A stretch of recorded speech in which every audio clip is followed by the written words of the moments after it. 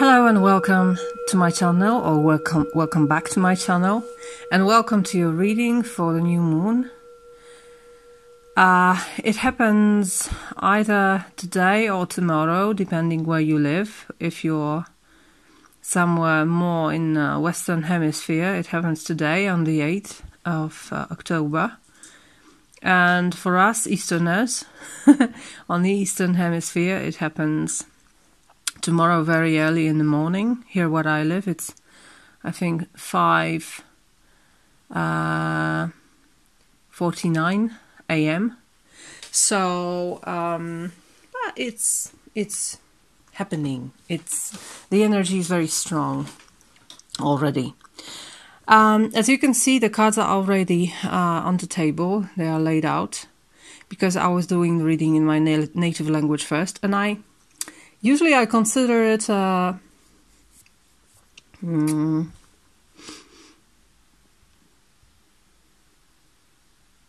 do you say it? A disadvantage. Because I like when my impressions are very fresh and coming in a stream.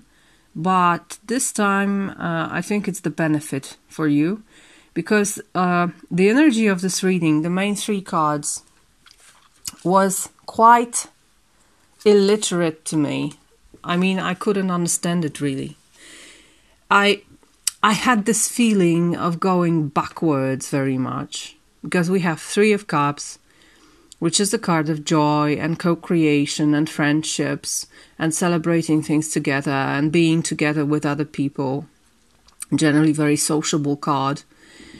And it's about sharing love with others. It's not only you, which is Ace of Cups. It's not only you and somebody else, which is Two of Cups, but it's you and many people. And this is the gate to infinity, always, the three. That's why it's so creative card. But it came as first. And then I had this feeling of great fire and passion with Knight of Swords. This is water, right? You can see the stream slowing down. By the way, this is a beautiful Mariel Tarot. I suppose many of you know it. So the streams are going downwards, and I also had this feeling not to underestimate your power here, that even if you feel a little particle of water, a little particle in a greater stream, still your voice has meaning, and still you don't know how will you influence the others, and how will you influence the world itself, just by falling in the right place. You don't know what will you move. You don't know which rock will you interact with, and where this rock will go, and what will be uncovered by the rock, and so on and so on. What kind of avalanche can be caused by it. But well, here we have this beautiful downward movement, right? There's great peace in this card. But then Knight of Swords, which is the fire of air. So we have this very combustible energy. Suddenly, it's like fire in the water. I was thinking about underwater volcanoes, where the tectonic plates meet, and there is this flow of lava and magma and all that stuff. These places are very fertile, and scientists suppose that this is where life on Earth began. So we have this knight. We don't see his face. His face is like a lion's face, and a little bit like a sun. That's why I say about fire. This is quite fiery energy all of a sudden. And he's ready to fight, and he doesn't think much. And I think he's mostly guided by this owl, which is, it seems it's blind. When I look at her eyes, look at this. They seem totally empty and blind, but he's charging in some direction, but I'm not sure whether he knows where he's going. in reality. So that's kind of strange to me, you know, this energy. Suddenly out of Three of Cups, this aggressive very often. Sometimes I call it a crusader card. This is someone not really taking care of what's on his way. Whatever he decided to do, he does this, not thinking too much. And he has two swords ready to cut outwards. So there's also a destructive potential in this card, very much. And to add more to this disruptive energy, because, you know, I forgot about, of course, I forgot, it's early in the morning here where I live, and I'm not thinking properly yet. But now I need to interrupt this and tell you about what's happening. First, we have new moon in Libra, right? New moon in Libra. Libra, which is a very, you know, stable sign that is always choosing peace and is always choosing to balance the scales, right? And Libra does whatever she wants, whatever she needs to do this. And sometimes it means to cut cords too. Because she's depicted always with a sword, not only with a scale, but also with a sword. But generally Libra is a peaceful sign. And Libra is very much about relationships. Aries, which is on the opposite side of the zodiac circle, is all about me, I, my expression, and the very beginning. Whilst Libra is I with addition of another, so it's we, right? How do we connect? How do we cope together with life? How to make a bridge between me and you? It's a very Libran energy. So, and this is air. Knight of Swords is air. So I think this is the incarnation of Libra during this new moon, which is quite aggressive and quite abrupt. And that's quite different from what we expect from Libra. Why? Because the ruler of Libra, Venus, went retrograde 3 days ago on the 5th of October. And that's why I feel it goes this way. And Venus in retrograde is all about revising. How do we build relationships? How do we imagine relationships? How do we build our love life? How do we connect with the other? So this is revising, looking again, and sometimes really cutting cords, because new moon is very nice and supportive energy for ending old things and beginning new things. Moreover, this Venus retrograde movement happens in Scorpio, and Scorpio is such a deep sign. It's connected with Pluto, which is all about transformation, very deep transformation. If you would look into tarot, you would find the major arcana number 20, Judgment. This is like going through hell, or this place when you want to go to heaven, but you can't because you have too many sins. Purgatory, right? So it's this kind of energy of revising, and I feel it can be very painful, and I find it mirrored here in this Knight of Swords. But still, I wasn't sure where is it going. And the final card, Ace of Wands, and a very special one. So again, we have fire. We definitely have new beginning. But when I'm looking at this person, I feel it's forced upon her in a way. Because she has this, or he, I don't know. This is a hermaphrodite. So this is he, she person. And very androgynous. This gesture is definitely defensive, but on the other hand, look at her hands. They are firing From each finger there is a fire burning on each finger. Sorry. And she seems, or he, it, they seem bruised, fighting against nothing. They are lying on the ground, although they have wings.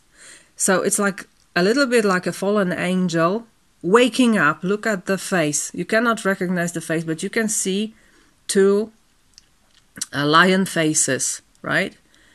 And one is silent and the other is roaring. So something is beginning here, but it's beginning in pain. And another thing that I see here is there in the womb, where our Kundalini energy lives, the first and second chakras, the sexual center. Something new is born, but look at the color. It's not even red, it's blue. So it's the hottest possible star in the universe. So it can be painful. When I look at this, I see this as the beginning of a very creative process that is very painful. And it's imposed on this person. So the general impression I have today, I have to tell you, this is one of the most difficult readings I had, really. And now it makes sense to me, finally, after a good night's sleep. What I see here is the necessity to move backwards. The necessity to revise whatever was going on here, whatever your view on relationships and sharing with the world, because I think it's very much about sharing your love with the world. Whatever your views on it are, you need to revise it. You're forced to revise it. Something happens that forces you to go backwards to the very beginning, back to square one, and something new is being born here. In pain. In pain. You know you need to do this, but still, on the other hand, and on the other side of you, there is great resistance to this. Whatever is happening here, whatever you need to revise, you need to go back from Three of Cups, and I don't think it's nice. I don't think it's nice. I think it's very challenging energy, and as I can tell you that I see that many people are really having difficult time with it. No wonder. But on the other hand, this beginning, however painful it is promising. Ace of Wands is always a promise of something that can change the world. It can change the world, but you need to stay true to yourself. Knight of Swords is definitely someone who stays true to themselves. And Libra too. But whatever you need to change, you need to change. Whatever needs to be revised has to be revised. And you will revise it, and something new is born here.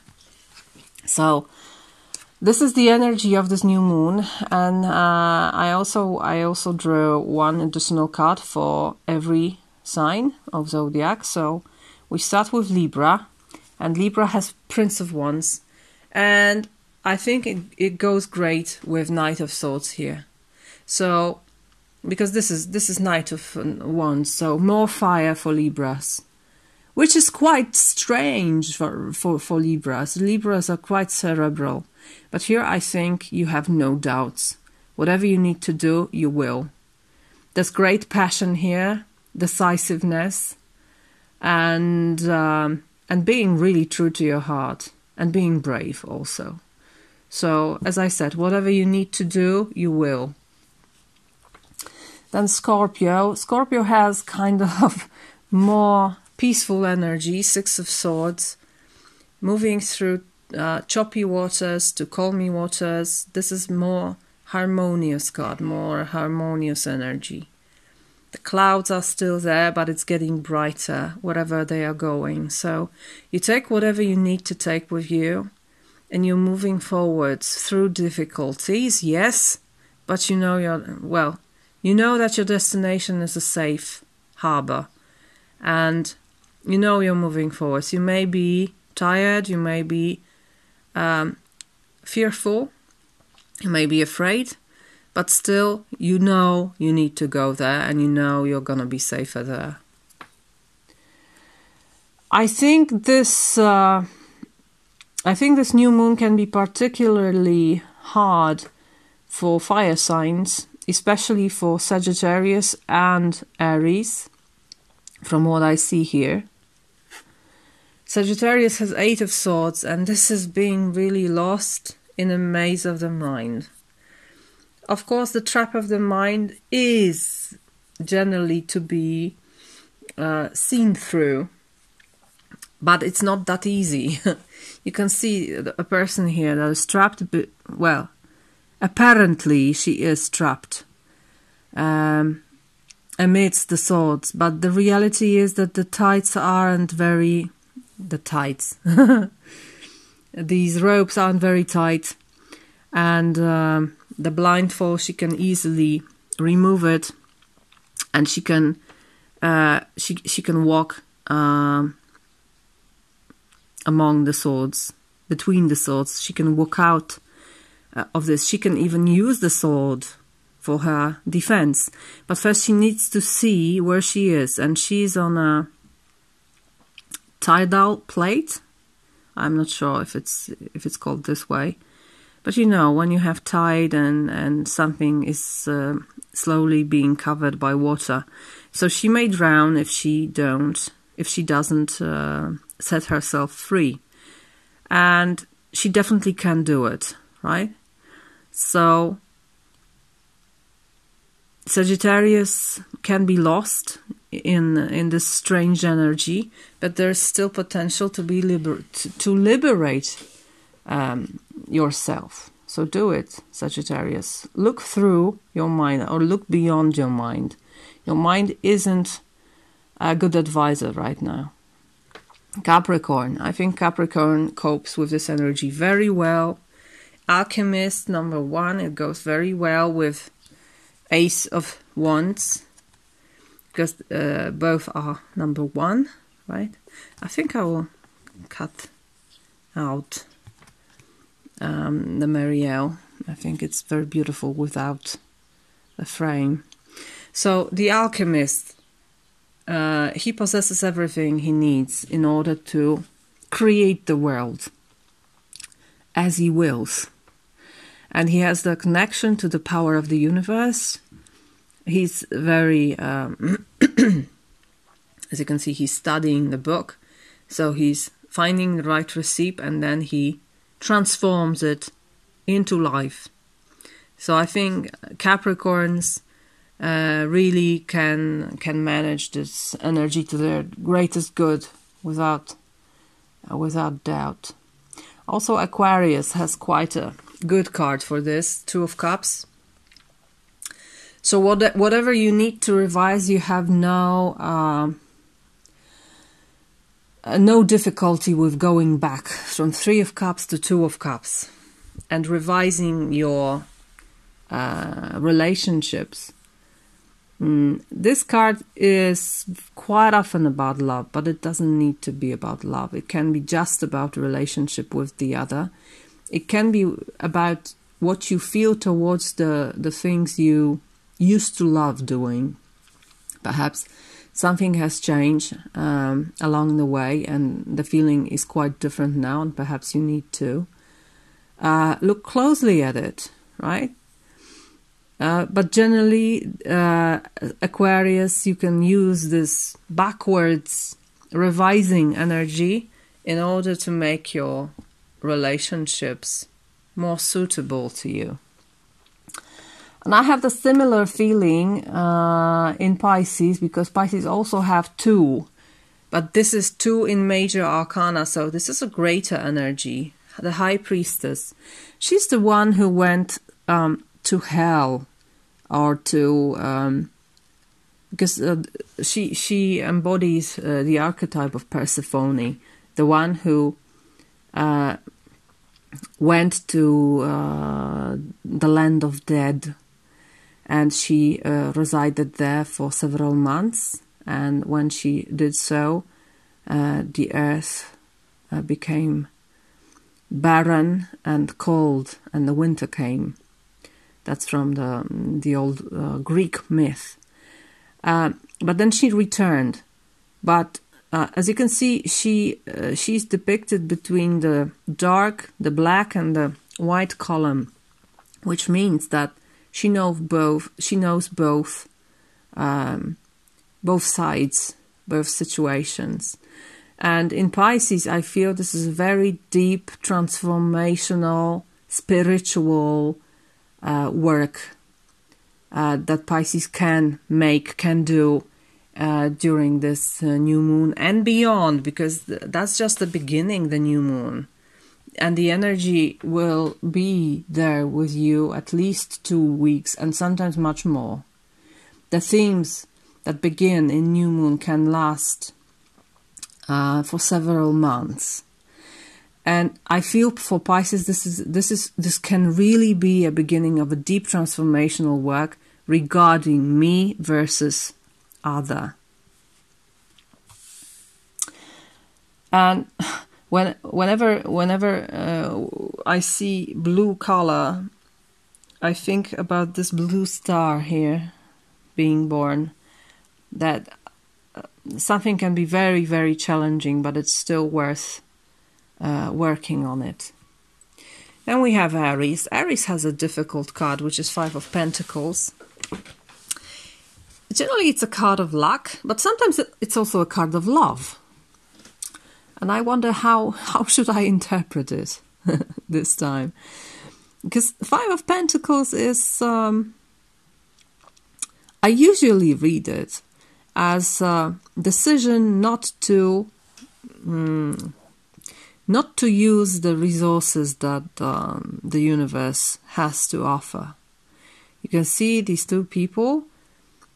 They can go here to the temple, but they choose not to. They choose to stay in the cold and probably being hungry and begging. But they do so. So I think there's a hint of rejection. Perhaps Aries feels it's really not a good time for them to act upon this energy, to start something new. Perhaps you really, really don't want this. Perhaps you think, I've gone so far here. Why would I go back to this? Why am I forced to do this, right? But on the other hand, if we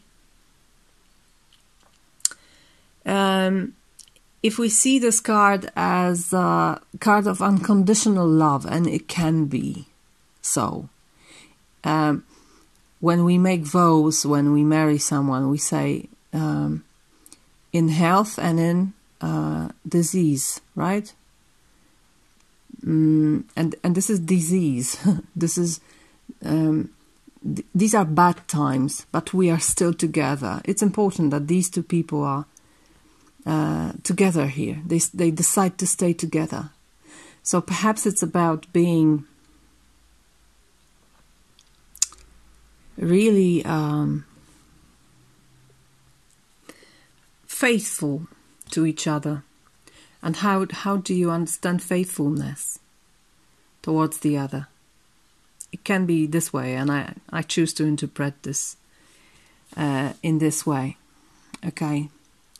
Then we have Taurus, and Taurus has Ace of Swords, which is a very decisive and triumphant energy. I know my truth, and I'm gonna make it true to all the world. So I think it goes very well with this Knight of Swords and Ace of Swords energy. Whatever the truth is, whatever you need to revise, you're really bold to revise it. You're really ready. You will do it without doubt. Because you feel that well, it needs to be done. So if it needs to be done, I'm gonna do it. Gemini, Six of Pentacles, also a favorable energy in these circumstances. Very grounded energy and also very harmonious, talking about giving and taking and making place for all the things that the universe wants to give you, but also not hiding your treasures, also giving to the world. And this card is very much also about present and being present in the moment, being present in the time and space I am in, and making use of it, which is the greatest thing you can do with life, is making use of it.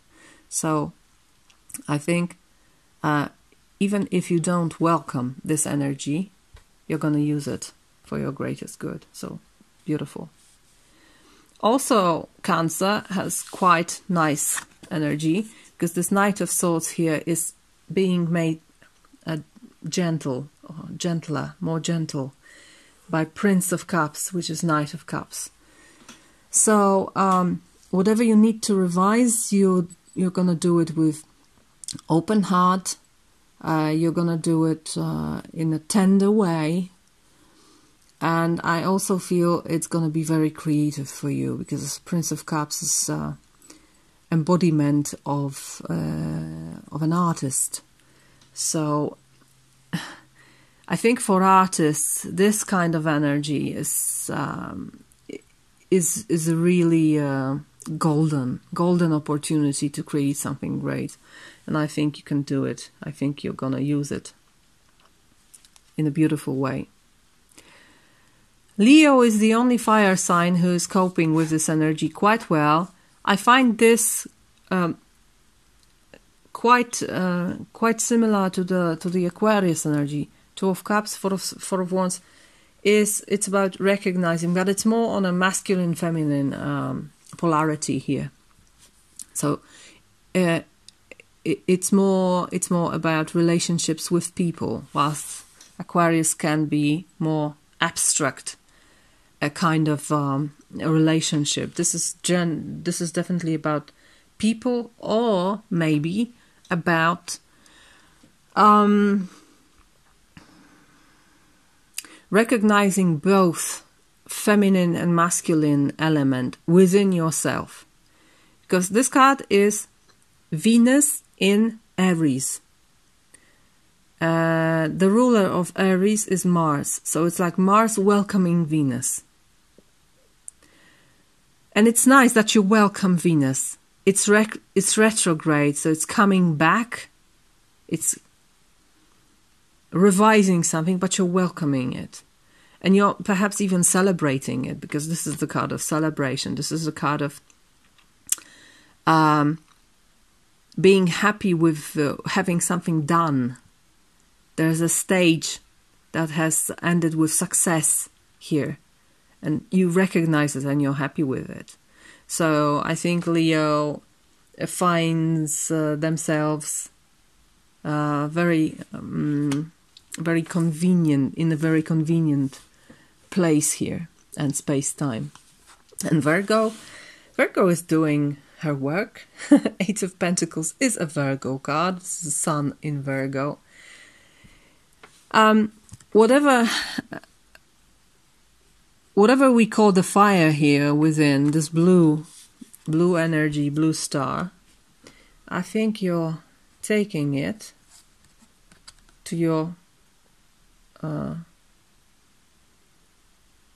smith workshop, and you use it to melt some metal and create something beautiful, or to learn, because Eight of Pentacles is a card of learning. It's about perfecting something. So again, if something needs to be perfected here, well, here I am. I'm a Virgo. I'm gonna do it. So these are your energies for the new moon in Libra on the 8th or 9th of October. Sorry, and this is the bell. It's connected with air element. I think it's quite nostalgic.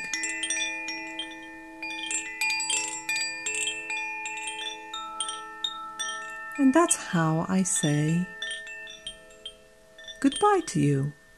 I wish you a beautiful time, and I wish you to use this reverse movement to discover and welcome the blue fire being born within you. Thank you very much for your attention and time, and I hope I see you in next readings. Bye-bye.